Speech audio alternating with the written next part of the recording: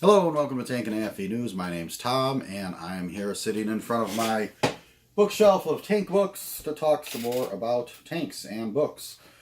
Today, not going to be doing a book review per se. I don't have any brand new books to review right now, so I'm going to have to work on that.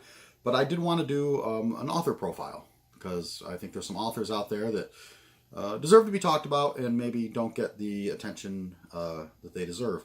So today we're going to be talking about Richard M. Ogorkiewicz, who he wrote 4 books, which is sort of the tip of the iceberg, because the man wrote a ridiculous number of articles over probably a longer span of time than anybody else who's written on the subject. And I know, like in Armor magazine, he had over 100 articles at least.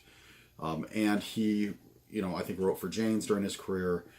So very prolific in that sense. Not so much a book writer. He just sort of, would do a book every once in a while as well. And he was born in Poland. I know his father was a military officer. He was educated in Great Britain. I assume his family left before World War II. And I really don't know a lot of biographical information about him. I mean, other than just what's in the book blurbs. So I do know his first articles go back to at least 1951. Armor magazine, I have their index, and the author index. The earliest article I found of his was 1951. Although oddly, when you go to that actual article, it references other articles he had written for them. So we can say for sure, though, at least since the early 50s. And then his first book came out in 1960, and that was this one, which is called Armored Forces. It's just a history of, my book cover is so messed up with tags because it's an old library edition. Yeah, a history of armored forces and their vehicles. And that's exactly what this book is. And it's fairly substantial, 466 pages. And when this came out in 1960, I don't think there was anything else that was even close as far as a comprehensive history of armor history up to that point. Obviously, this book's very outdated at this point. I mean, because it's only covers basically 50 out of the 100 years of the tanks have been in existence. But it's still, for what it does cover, it does a very good job, and it's still a very good book, frankly.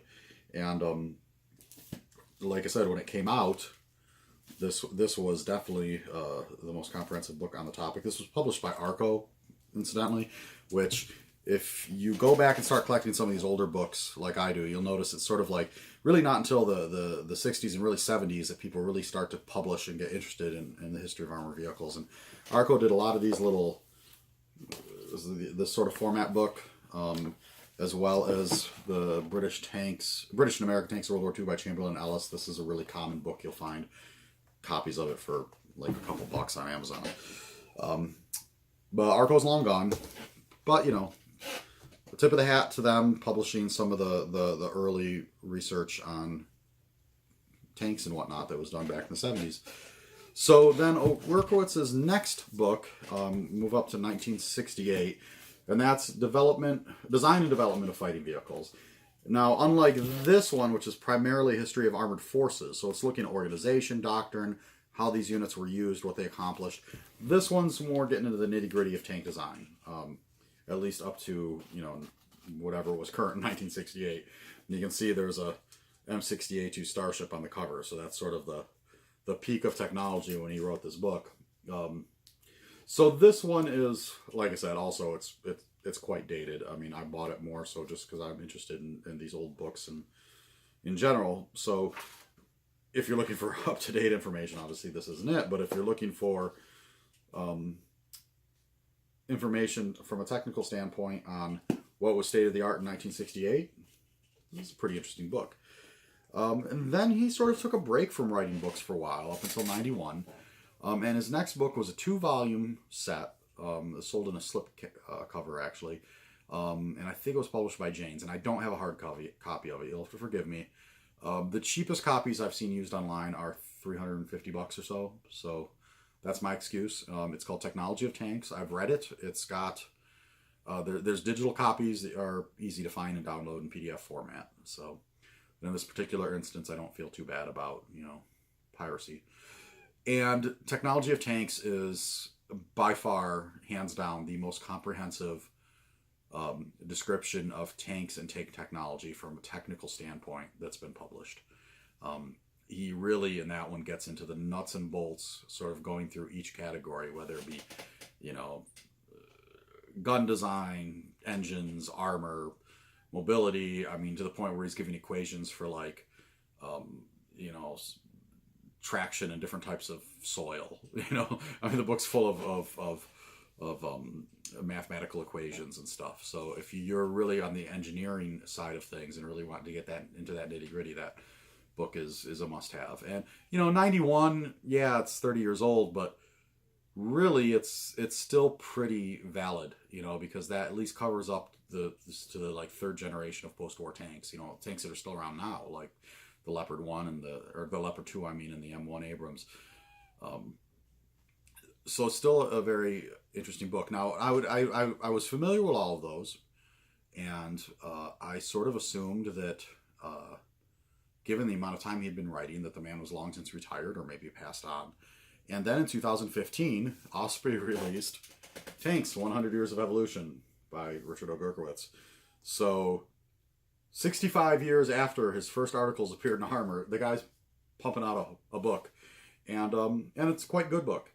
It's sort of a combination of his previous books, because it's partly technical, partly history of tanks and how they've been used as far as doctrine, formations, all that kind of stuff. So it doesn't go quite as deep as the previous books. It's a little more of an overview, but it's also completely, it's up to date, at least for 2015. So it has a lot of stuff in it. Particularly, there's, at the end, a couple appendices that go really into more technical nitty-gritty of stuff over the last several decades. So, and this book's still easily available. In fact, these two older ones, these are fairly affordable on used copies. It's only Technology of Tanks. It's ridiculously expensive. So that's Richard Ogorkiewicz.